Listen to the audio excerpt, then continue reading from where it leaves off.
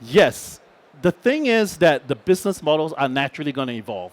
The reason I said that advertising was the primary business model is because the internet was very unsophisticated in our availability of tools. If you remember Stripe, which used to be called Deaf Payments when it was founded in 2007 by Patrick and his brother John, they had already in 2007 charted out a vision to be able to monetize everything on the internet.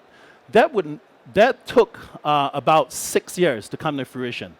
The reason that happened is because you needed an education process.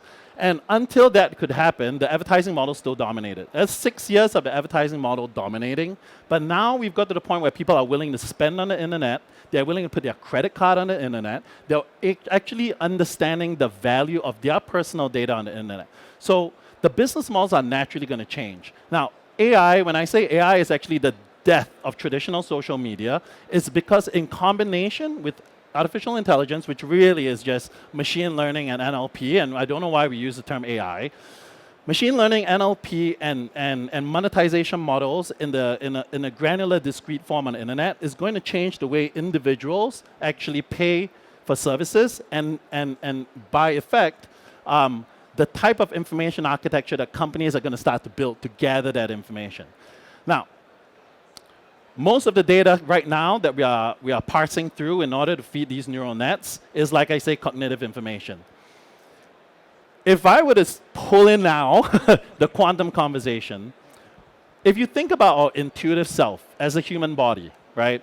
There's, of course, a lot of latest research. There's a researcher named Lisa Barrett-Feldman. She's a psychologist. We've done through a lot of fMRIs, really started to understand the complexity of our emotional body and the intelligence that our emotional body has in making very intuitive decisions. That is actually what most of our actions are based on.